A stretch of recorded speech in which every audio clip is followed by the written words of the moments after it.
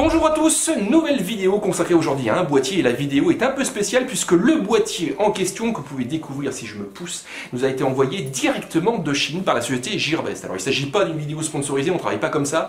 Nous, notre objectif c'est de vous présenter un maximum de produits autour du gaming et ce boîtier répond à ce critère. Son nom il s'appelle le Segostep Warship EVA et il a l'avantage d'être proposé à un tarif assez attractif de 65 €.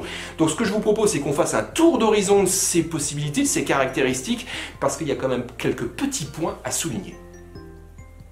Ce Segostep Warship EVA est donc un boîtier format moyen tour, ça nous vient directement de Chine.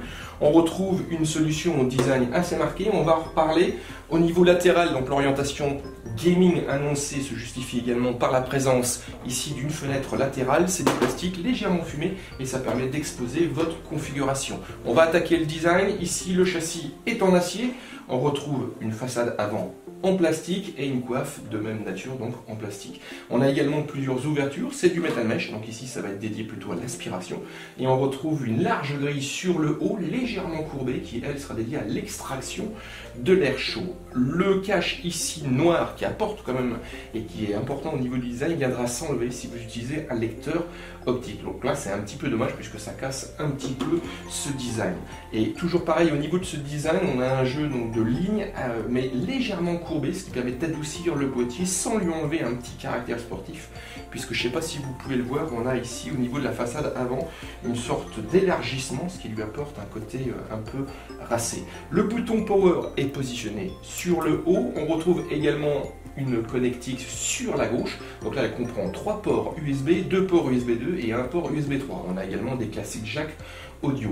Par contre, petite mauvaise nouvelle, de manière symétrique, on retrouve également d'autres emplacements, donc là ça va être pour certaines fonctionnalités du boîtier qui ne sont pas utilisées, donc du coup ici on retrouve des caches qui viennent obstruer ces emplacements. Par contre, le premier petit bouton sur l'avant correspond au reset et on retrouve également 2 LED d'activité, l'une permettant de savoir si son boîtier est sous tension et l'autre permettant de connaître l'activité de ses unités de stockage.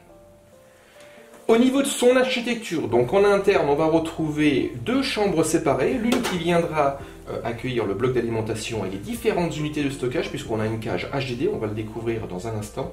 On a une architecture prenant en charge donc des cartes mères au format ATX, micro ATX ou encore mini ATX. Il y a plusieurs orifices, ça c'est pour le passage des câbles.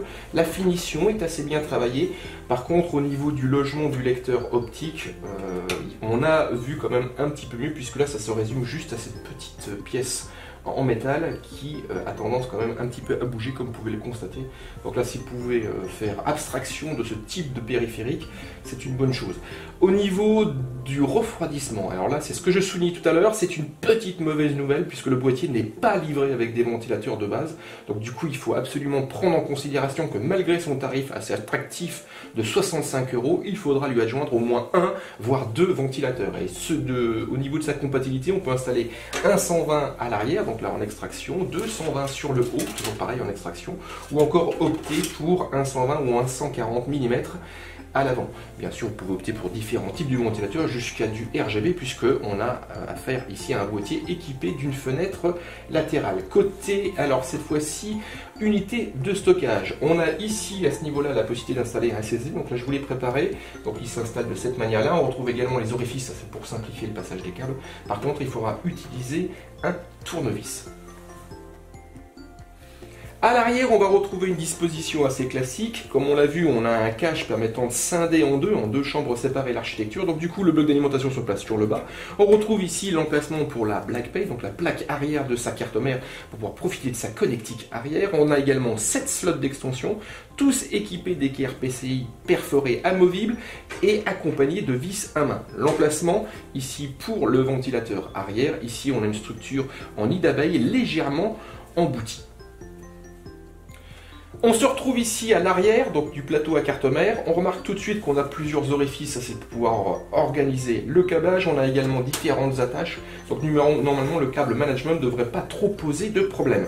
La chambre du bas donc qui va accueillir le bloc d'alimentation et les différentes unités de stockage, 3,5 pouces ou encore 2,5 pouces, s'accompagne, c'est une petite bonne nouvelle, d'un filtre anti-poussière donc qui viendra stopper la saleté au niveau du bloc d'alimentation. La cage HDD se compose de 2 tiroirs compatibles avec des disques durs 3,5 pouces ou 2,5 pouces. Alors par contre, je vous ai installé un peu de disque dur puisqu'on s'est rendu compte qu'on a ici un sens au niveau du montage. C'est-à-dire que la connectique du disque, donc la connectique SATA ou encore d'alimentation, doit être positionnée à l'arrière du plateau et non pas à l'avant. Si vous la positionnez à l'avant, de toute façon, vous ne pourrez pas remettre le disque qui viendra embuter.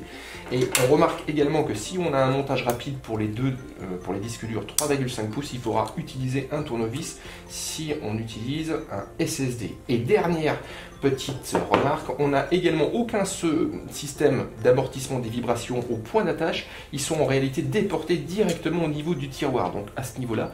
Donc du coup, c'est assez mou et ça permet, une fois que le tiroir est en place, de reposer en fin de compte sur une structure, espérons, permettant de limiter le transfert de vibrations au niveau du châssis et d'amplifier le volume sonore lorsque le disque dur tourne très vite et est fortement sollicité. Au final, donc, ce Segostep Warship Eva est un boîtier gaming format moyen tour. J'ai pas parlé des dimensions, mais comptez environ 54 cm au niveau de la hauteur pour 22 cm au niveau de la largeur. Et question poids, il n'est pas excessivement lourd, 5,7 kg. On a une génération du plastique au niveau de la face avant et le haut, on a du metal mesh. On retrouve également donc une large ouverture permettant d'exposer sa configuration et pas mal de possibilités en interne, en particulier avec cette architecture qui est compartimentée avec deux chambres, l'une accueillant la configuration principale, carte mère, processeur et carte graphique, et une autre où on viendra loger son bloc d'alimentation ou encore ses différentes unités de stockage. Du côté tarif, j'en ai parlé, 65 €. Je vous mets le lien directement au niveau de la description de la vidéo si vous êtes intéressé. Par contre, oubliez surtout pas qu'il n'est pas livré avec des ventilateurs de base, donc là il y a pas mal de possibilités, mais il va falloir rajouter donc l'achat d'un ventilateur ou de deux, donc au tarif final de ce Segostep Warship Eva. Enfin, dernière petite remarque, c'est un petit peu dommage que le constructeur ne soit pas plus explicite au niveau de sa description et de ses différentes caractéristiques, en particulier au niveau de sa compatibilité avec les systèmes de water cooling. Si vous appréciez toujours notre travail, n'hésitez pas, petit pouce en l'air. Si vous n'appréciez pas, petit pouce en bas.